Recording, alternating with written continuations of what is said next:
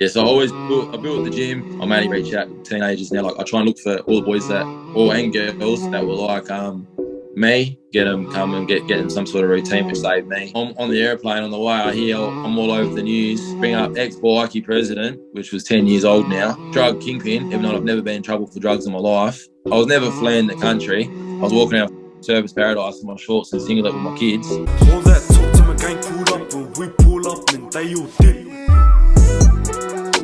Dear Heavenly Father, please watch over me and the brother Matt here and everybody watching in Jesus' name. Amen. All right, my brother. So what's your name and where are you from?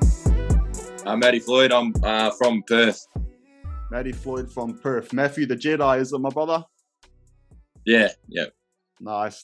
So the brother here is actually, how's your day going anyway, brother? Welcome to the show, man. How is it over there in Perth at the moment? Yeah, good, man. It's not too bad today. It's been a bit wet lately. Oh, bro. Right. Yeah, tell me about it, bro. It's been pouring down over here in Auckland. Bro, how's the boxing and that going, brother? So the Jedi, bro, that's your boxing nickname, is it? Yeah, Jedi. I was with my manager and I had to come up with a name, and I like Star Wars and that, and I don't know why it came to me that day. I just said, the Jedi, and we just chucked it in there.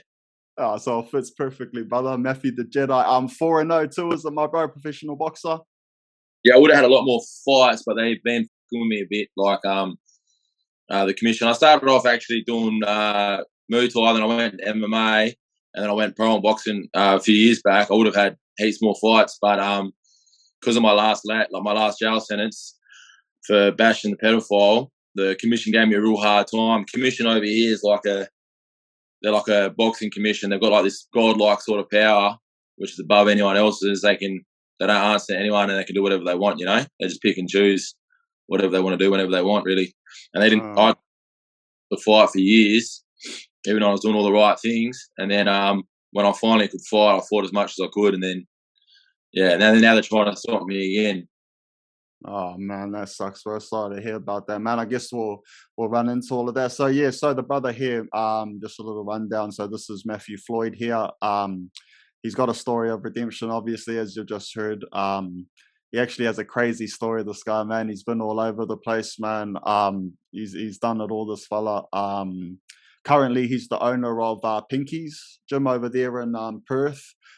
Man, doing heaps of positive stuff, man, especially involving the children, getting kids off the streets and that, which is, what we're all about on this show, man. And, the brother actually has walked that path himself. He's that walked the street life over there in Perth, man. He's lived the hustling life over there. Progressed. Unfortunately, he has done a bit of time. Most recent one being over a pedophile, which is just that's awful, man. Awful circumstances. We will touch on all of that stuff. He was a member of a motorcycle club as well. He was the president of the Lone Wolves in Western Australia. But like I said, right now he's doing positive things. He's just working in the gym and that.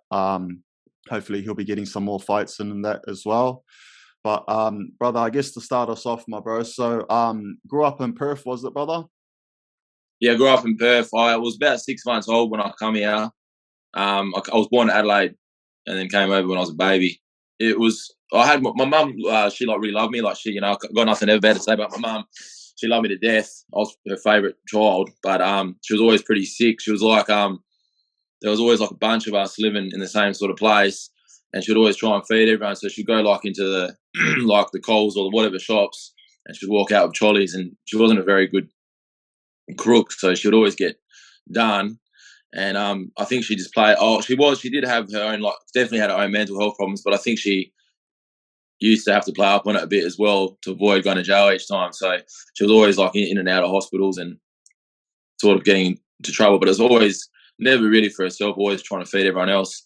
So she couldn't really had a hard time looking after me. So I would stay with whether it was other people or in families that were like foster families or with mates, things like that all the time. My nana. She helped out a lot, and it was actually someone that looked after me a lot was my mum's one of her ex-partners before I even existed, and my mum's the ex-boyfriend that he was looking after me. He went to Adelaide with his new missus, and she didn't really like me because I wasn't his actual son. So when he left, I was saying at that stage with just like friends and that. And then I met these people at the markets. There's this guy called Bob, and they were taking in kids. They were like a foster family, and I was the oldest kid there. And I ended up staying there for several months, maybe about 6 months or something. And then, probably about, I think it might have been probably a year and a half, 2 years later, they all got done. They were like known as a pedophile family in that area. Far out, bro. So, well, you've been staying there for 6 months. Roughly, yeah. So, yeah, it's hard to remember exact timelines and things like that, but I remember I was there for a while. I used to go to the markets for every Sunday. And I remember, so when I was staying with him, I was just going to the markets with him. I had my own shop at the markets. And I ended up like, yeah, it's not like a shop, like it's Canning Vale markets. It was like all car bays, and back then Canning Vale markets were real busy. You'd have to line up at like 2, 3 in the morning, and they end up catching on the bosses and that. And they said, "Look, you can't really just plant your table here at the front, but if you buy one of our tables, back then you'd get like a table. It was $6, $5 for the table. You get $1 back. We'll let you stay here, if you buy one from us." And before you know, I bought one table, and I had 2 tables, and I had 4 tables. I had my own, at the front there. Far out, man. So you were born into the hustle, huh? Yeah, man. Yeah. Far out, bro. So, well, okay. So you ended up staying with a family, and then that ended up coming out. So where did you head from there, bro? One that looked after me. I'll never forget anyone that looked after me. I always remember. Even now, I'll reach out to them, and like when I have fights, I'll give them tables to my fights, and I buy them or didn't. I look after them. Like I remember everyone that ever looked after me. Even in high school, I had families look after me. And I always remember everyone. I just can't remember exact like timelines and things like that. I can remember like when I was at the markets and when I was working and things like that, because there were big events. But the childhood was all over the shop that it's hard to remember. Yeah. Oh man, that's awesome to see what you're doing now, brother. Having come from all of that, bro. That's awesome, man. Owning, the gym and all of that, bro. Good to see, man. Well, how was school going for you, bro? So you were going to school this whole time as well? They liked me at the school, man. Like I was always good at school, and then out of school I was playing up, But when I was at school, I was pretty good. I didn't get in too much trouble there. I think because I needed it. I was smart. Like I had to be at school, so I tried to stay out of trouble there. And I had a lot of mates, so it was all right. So you ended up going to Thailand, eh, brother? Yeah, when I was I started with when I was 10.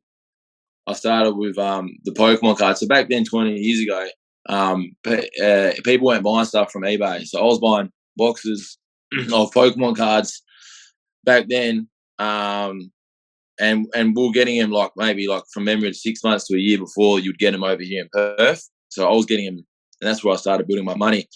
And then when I was about 11, I built up. I remember one of my mates come back from Thailand, and he came back with his Game Boy Advance games, which is Nintendo.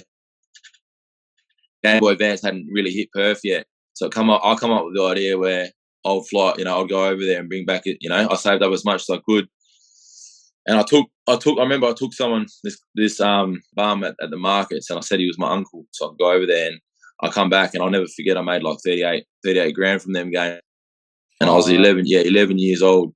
Yeah, I'd always give everything I could to like my mum and my family. I was always trying to make money for her, so she wouldn't have to go do what she had to do, and then hopefully she could look after everyone or me, and then just trying to get that stability. Yeah, so, just surviving. I remember I always felt too guilty to like buy myself anything, because I thought that's what it was always for in my head. Yeah. Wow, far out, brother. So so how did it sort of progress from there, man, and then into adulthood, bro? So what about boxing, bro? Was boxing a part of your life at this time too? What happened was with boxing, I used to get in a lot of fights in high school. I think I was rebelling a lot from my childhood. I was a pretty angry kid. When I was in primary school, I was a real timid, real shy, real sensitive kid, and then in high school, I just was just not scared of anyone. Didn't take anyone. I think it's because I had a few things happen, obviously, when I was staying with that family. And then after that, I was staying with a basketball coach as well for a bit. He ended up being no good as well. I was about 12. Real? So I had a couple run-ins with he was no good like that as well. He used to work for over here, what, the Perth Wildcats. which is like as far up as it can get. And basketball was my first love as a sport growing up. So, and he was like, he used to work for the Wildcats, and he was a basketball coach for like a high level sort of at a young age coach. And I was staying with him for a while. So I had a lot of, I was pretty angry, you know, at and because I felt like I was weak, and I felt real weak because I was the oldest kid, and I felt like I was supposed to protect all the little ones. And I always, that kept coming up with me as I got older, and I always felt like I never did anything. So in high school, I was like this, you know, didn't take no one, not scared of no one, fighting everyone, which gave me popularity at that time as well.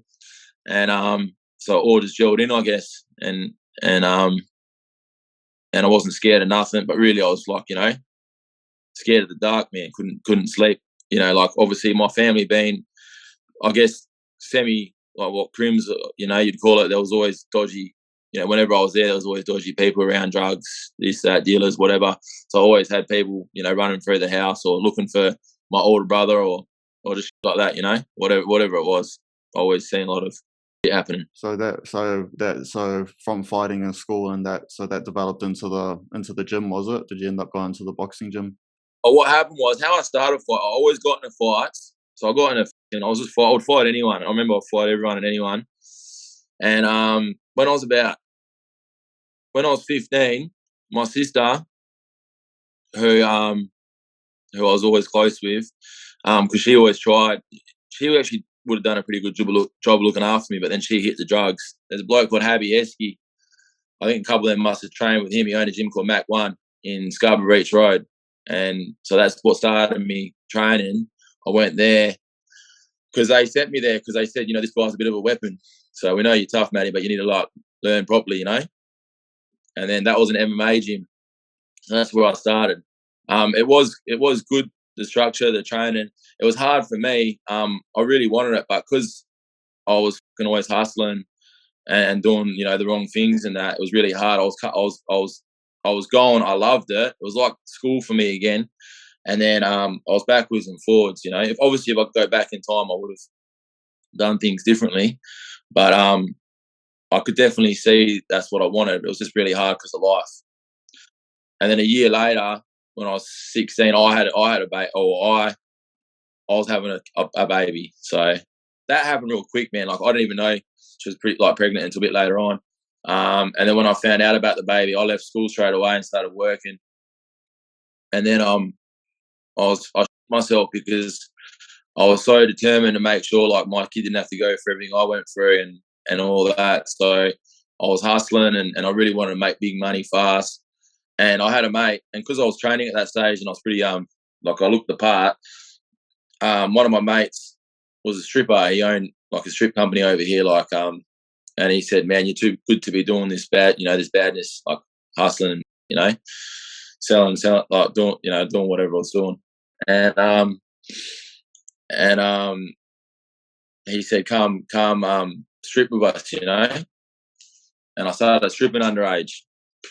I did that for about. I made a lot of good money doing that. That's a hustle job in itself. So, and I was already a hustler. So, and a couple of years later, I ended up owning the business. I started my own business from when she was about 2 months old. Pretty much had her full time. I got my mum. I got her to move in with me. She could help me look after her. And yeah, I always had a lot of support. Then I met Taylor. I probably met her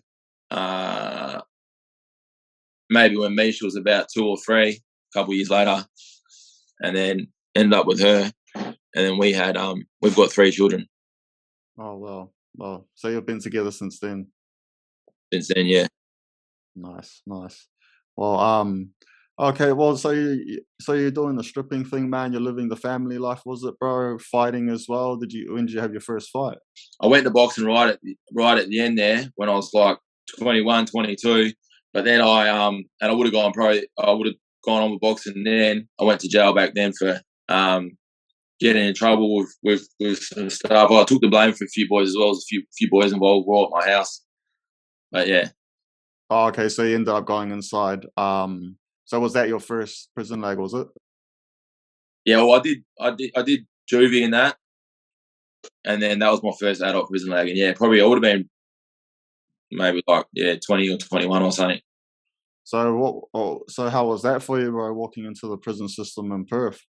Yeah, the first time, I was a fight. Like I was a fight. I went in a fighter, and I sort of, just did my own thing. Um, Met a few people, and yeah, How long did you uh, end up doing? then 22 months. Oh, okay, so done 2 years. Well, and then when I got it out, people knew who I was from because everyone sort of knew the story. Um, it's a bit of a stupid story, like what I went to jail for. But everyone knew that I'd taken the blame for a few like well-known boys over here, so I had a good name just from doing that. And then I was a fighter, and that's I guess when I met a few interesting sort of people in that. Oh well, so was that when you ended up joining the club? Was it, bro? When you got out that time? I met people. I knew people from over there as well already from the other states, just through fighting and that. And when I'd gotten out, I think people spoke highly of me because if you tick all the boxes, you're a fighter and you're taking the blame. For a few people, obviously you don't talk, grew up hustling and this and that. So um, yeah, I was mates with a few people. I jumped into it real fast. I'm real, it was a real good, like it was everything about it was, they had like they were like a family, and it was good. Like the people that I was with, they looked after me real well. The guy that come over and and he was like my mentor. He did he looked after me a lot, and I saw that there was a lot of good things that I learned about it all and all that. I was made, I was president pretty fast, and because they were establishing like a club over in WA, and my mentor was very well respected and high up. You ended up landing in jail, bro, over some pretty um what should you say? You know what I mean? Pretty just pretty bad circumstances, bro. You know what I mean? To be caught up in something like that, bro. I've heard a little bit about it, bro. But obviously, bro, Rock Spider, pedo was involved in it. Harsh sentence, bro. You know what I mean? That's a pretty big whack that you got, bro, for something like that. But yeah, bro, can you sort of run into what happened there, bro? I did a bit of jail and remand already before that, so because of I wasn't doing so they over in Perth, the coppers, they try, like when you're in a gang, they've got like their own little task force just on you sort of thing. So they'll hammer me. They put me in jail for on remand for shit that had nothing to do with me back then, and they had to let me out because they had nothing to do with me, but just because I wouldn't talk, which they know you're not gonna.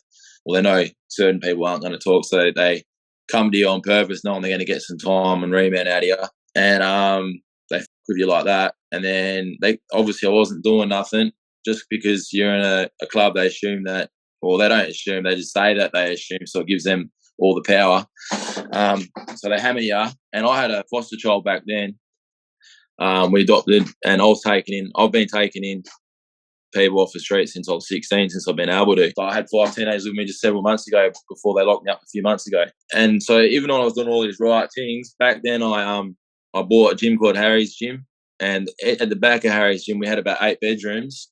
And back then, I was trying to get like all the fighters that were on the ice. I was trying to get them off the ice, waking up to a beautiful gym every day, and hopefully fighting and changing their life, And that sort of backfired a bit. So, I mean, first of all, bro, good on you, bro. You know what I mean, for doing all of that, man, throughout your life, brother, giving back.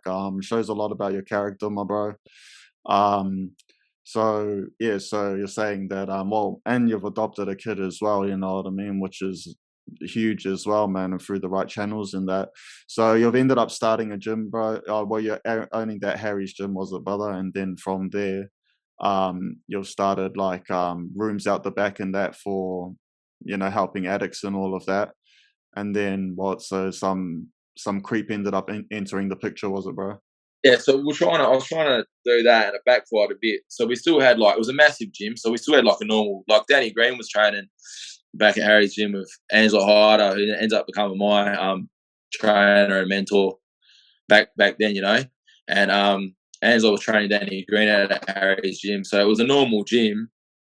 There was like the big sections. It was massive. This place, it wasn't small, so we had the bedrooms at the back for them. Then we had the normal gym, but then we had like you know, like I was only I would have been 22 or something at the time, so the idea wasn't. I didn't really think about it, you know, thinking about these people you're taking in, whilst there could have been women and maybe children going to the gym, things like that, and end up taking in this bloke. Who was a registered police informant because he'd been pinched from memory. We got the paperwork. It was like having sex with a.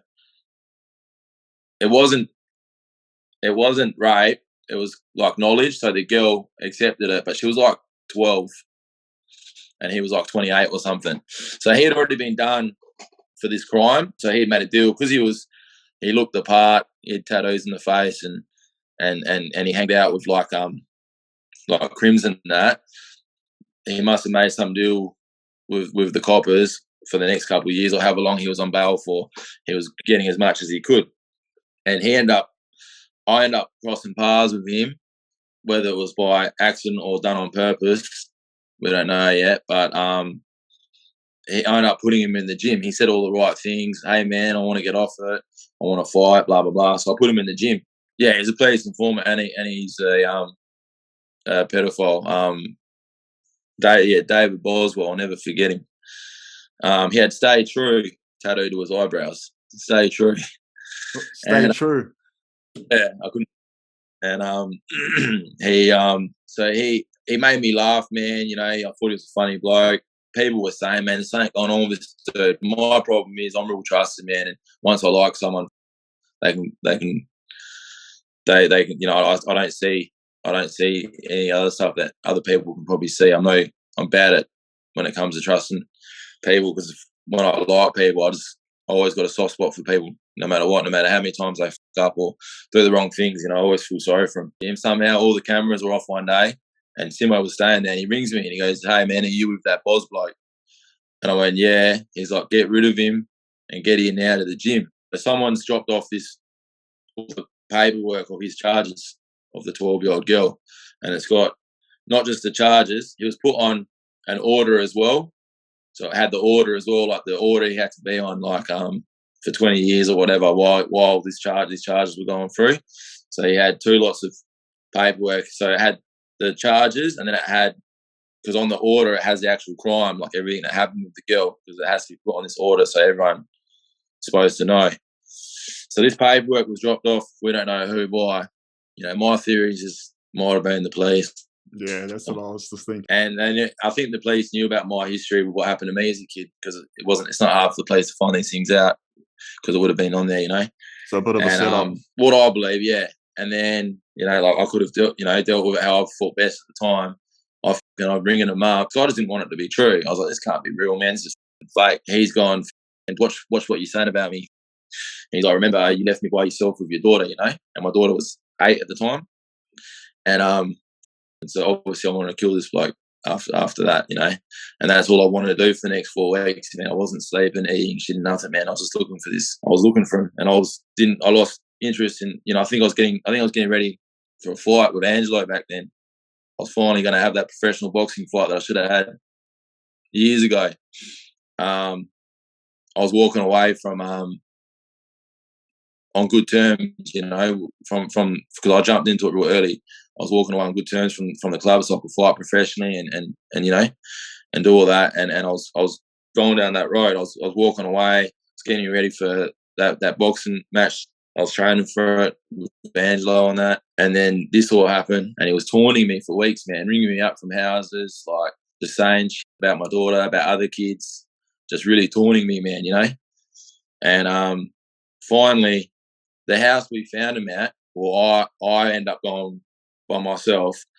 The bloke that ringed me up, he's passed away now, but in his house where he was, this bloke, Stephen Rose's house, there was this, ended up being a program for Blue Iris at his house. So there was cameras everywhere inside the house that you didn't know about, and it was live footage. So the police were watching this house live. But for his other crimes, because when they gave me all the evidence, they gave me days of evidence of this house from before. So there'll be like dealers going in, buying drugs, whatever. this and that. So it was just like a full live fed footage, which they had to hand over to us as evidence. This made me realise more of what it, set up it was. So it was all about, like, I was going to kill this bloke. All I want to know was, did he or did he not do something to my daughter? Because if he had, I was going to kill him. And then I walked in there, walked straight into the room, a gun on him, and I've taken that off him and I've chucked it away. And I had him on the bed, and he tried to get out, and I've hit him so he couldn't leave the room. And he's on the bed sitting there looking up at me. And I said straight away, what the did you mean by my daughter? Or you by myself, my daughter, cocksucker? And he looked me in the eyes and he goes, mate, the police, they made me say it. The police, they made me say it, And I just knew in his eyes, and I had this big sick feeling in my stomach that I have for 4 weeks, and it just went away. Like I was content. Like I knew he hadn't done anything. Not because he said the police made him say it. It's just, I just knew in his eyes, I knew nothing had been done. And I was content with that. So, and I was content deep down because I knew I didn't have to kill him no more, and it was just, everything was good. I had other children as well, which I should have thought about. If I could go back in time, I would have done it all differently. But that's where I was at my headspace, and I hadn't dealt with that since everything that happened to me as a kid. I never dealt with my issues as a kid, what happened to me yet. No one even knew. No one even knew about. I never told anyone. People knew about, like when I was younger, like 11, 12, like my family knew, like my mum knew, like what happened, because all that stuff came out when I was a kid, in primary school, when I was staying with that Bob and then the basketball coach. But after that, like that era, I never told anyone in high school. I never told anyone now as an adult. Like Taylor didn't know. Like no one, just would have been my mum. So I never talked about it with anyone. So I had bad issues there myself with it all. So I didn't know how else to do with it except for that. That was what I wanted to do back then, But for the next half an hour, I was asking if there's other issues that came. Mums had come to me about him, and I got confessions out of him in that room, 3 confessions about other children he'd done things with, and he admitted heaps of, stuff. So I ended up getting done for OBH, which over here is like AOBH, so which is like the least of the assaults. Like, yeah, he got hit a few times. I didn't break nothing. He he might have had a black eye or something. It wasn't serious, like injuries or anything like that. It was just I was not letting him leave the room. That was it. I was on my own. Then I got done for detaining him. So the whole time I wouldn't let him leave the room. I got done for that as well. For half an hour, however long I was in the room with him. So he was a police informant. So the police grabbed me, gang crime grabbed me, and they were laughing. They were real happy. They're like, man, we couldn't get you for whatever else we reckon you're doing, but we'll take this one, But I wasn't doing nothing. That's the thing. So they just had to justify their bad behaviour by putting a pedophile with a person who they knew was looking after kids, who knew I had a foster child, who knew I was taking kids off the street, They knew I was doing all these trying to do these good things, and they put a pedophile. It's my fault, like, pedophile into that environment, I take responsibility for that, which is why I've still got guilt. But they, being the police, they knew all these things. They should have had a duty of care. Well, they don't put a pedophile into that situation. But in their heads, how they justify it, they're like, oh, Floyd, he was doing all this and he was doing all that. Like, that's how they justify it. But that's all bull. They'll do what, they've got this power, they can do whatever they want. That's crazy, bro. And I end up getting 5.5 years. I've never been in trouble. I've never been in jail. I've never been done for violence in my life, except for that. Yeah, that's a massive So I got, even though he was saying, so no one had mitigating circumstances except for me. I had all the mitigating circumstances set at sentencing and this and that, but I got waxed. And the guy, David Boswell, so for the pedophilia, so for that, he got like, I think it was like from memory, like 10 months or 11 months, right? Now, not only did he get 10, 11 months jail, he got to do it protected in another state. So he went to I think he went to jail in Adelaide or Melbourne or something. I can't remember. He went to another state, did his prison there in protection. And then when he got out as well, because he claimed all psychological abuse from me and this and that from holding him in the room. Even while I was in jail, he was sending like receipts and letters to my family saying like he'd get like, because he started some started some business up. And every time he'd get like a check for like 100 grand or 200 grand or checks for money or whatever, he would send it to my family saying, tell your son thanks for this, tell your son, thanks for that. Yeah. It's crazy, man. Like I said, bro, yeah. The fact that they're not serving the highest sentences that you can possibly get. It's just crazy, bro. They should be getting way more than any armed robber, any burglar, or anything like that, bro. They should be getting 3 times as many, man. It's crazy. But bro, I mean, from there, brother. So you've ended up getting your 5-year whack, bro. Long time, bro, for that sort of crime. So how was it, man, when you walked out of there, brother? And So yeah, so I was just gonna, if I could touch on something before, I want to shout out to some boys. So just before I went to jail, we were talking about sentences and lagans, pedophiles, and that.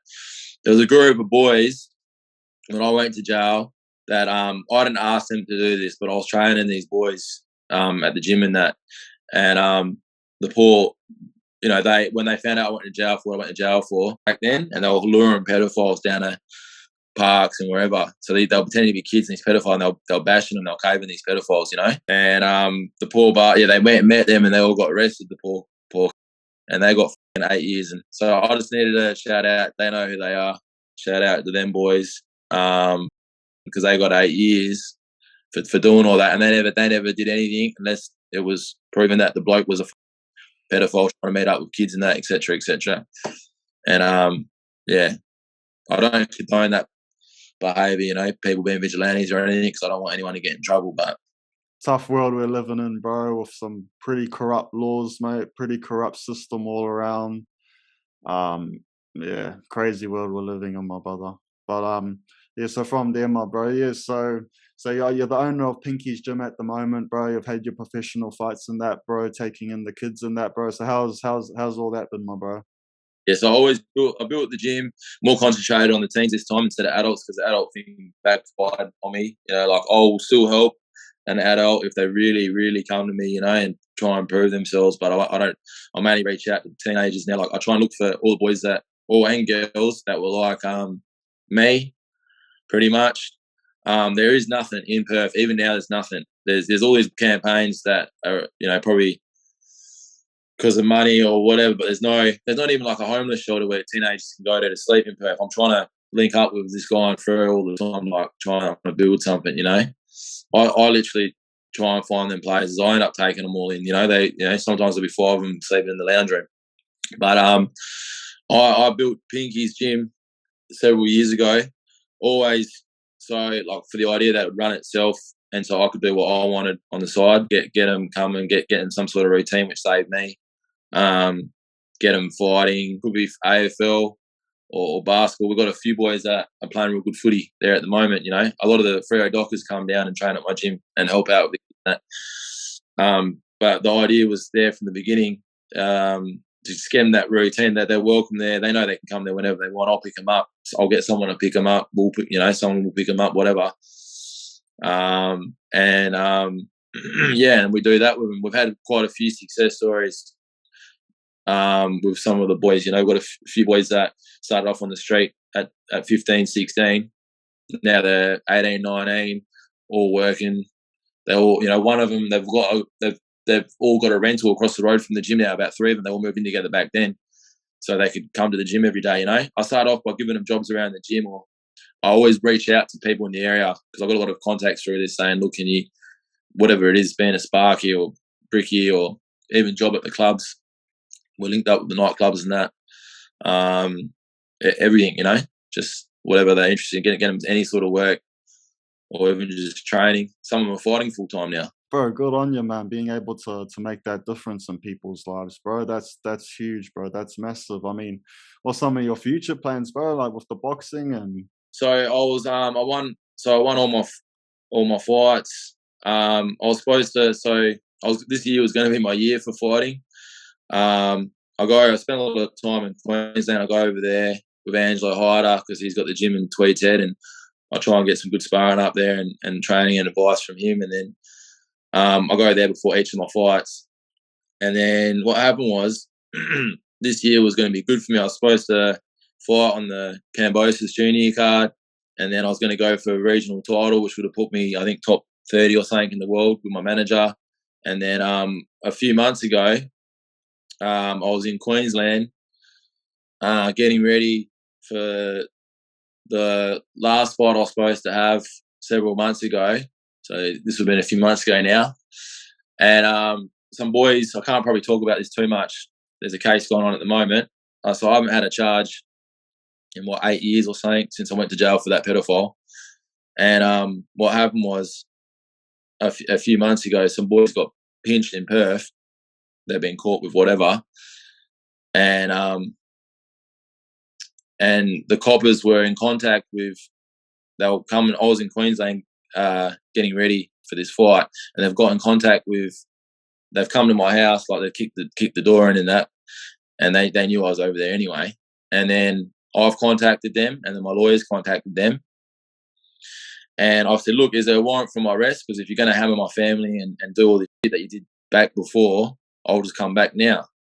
They're like, no, there's no warrant for your arrest. We just want to talk to you. I go, well, my lawyer's going to be there. I'll come back, with him. Like, because next thing you know, police grab me and say, you're getting extradited back to Perth. They want to talk to you in Perth. Oh, all right. I'm on the airplane on the way. I hear I'm all over the news over in Perth. They're saying, once again, they bring up ex-Bikie president, which was 10 years old now. Drug kingpin, even though I've never been in trouble for drugs in my life.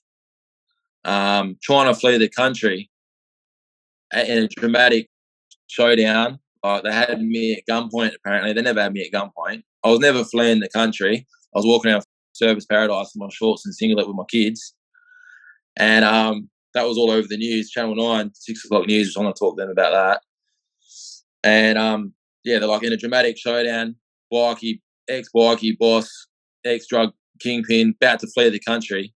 It's absolute bullshit, man. I wasn't fleeing the country. I was in Queensland training for a fight, which they knew about. I'd spoken to them. They knew I was coming back. So the media couldn't have known about it unless the cops told them. So it was full set up.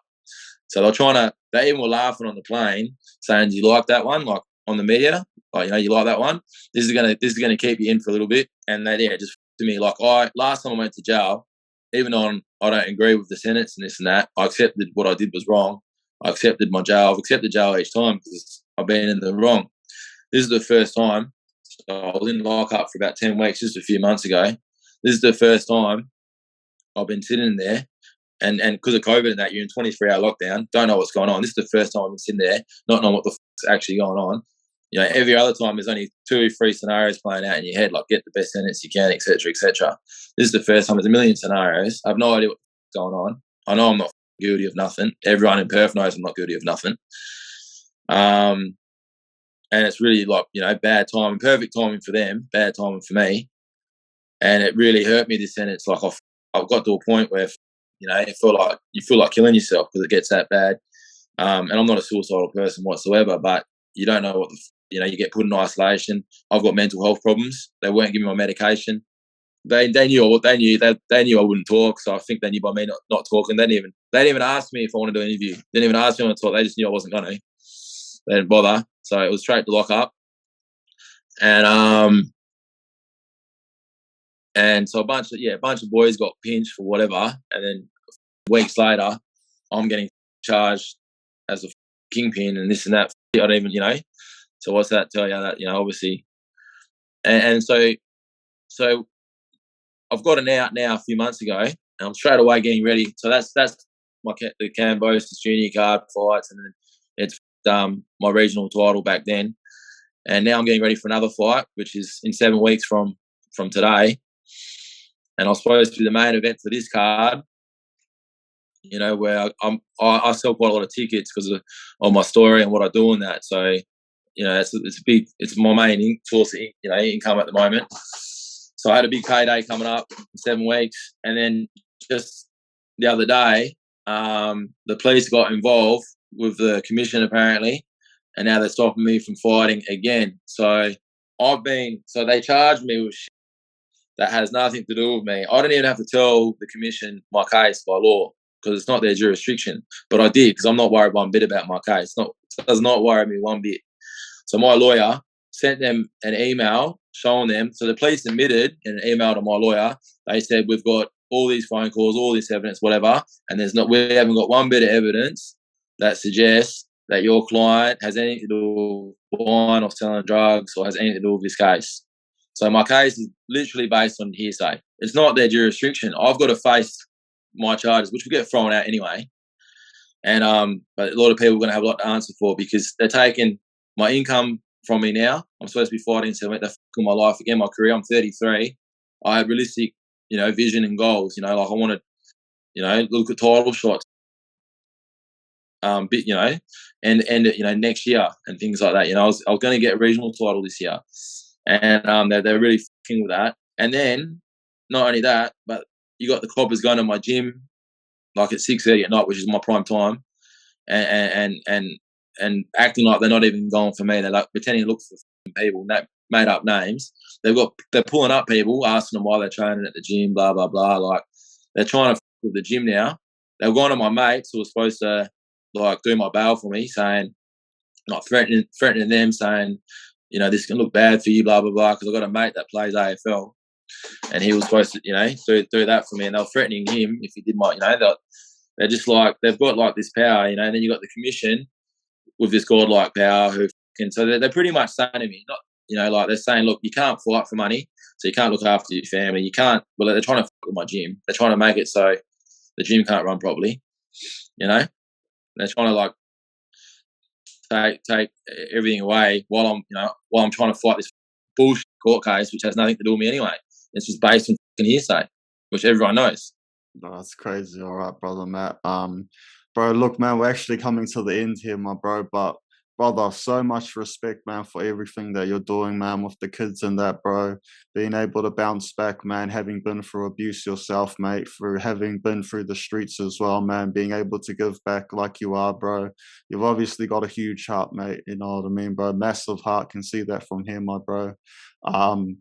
Bro, just don't give up that fight, bro. You know what I mean, man? Especially with them Jacks and all of that, bro. It's just, mate, you know what I mean? They're threatened, bro. You know what I mean, man? For some reason, brother. But, mate, praying for you, man, giving you all the energy, bro. And, bro, you're that big brother now, bro. The big brother that you looked up to before, bro. You've become that for so many people, bro. So definitely don't give up that fight, my brother. Yeah, cheers, brother. I appreciate it, man. Thank you.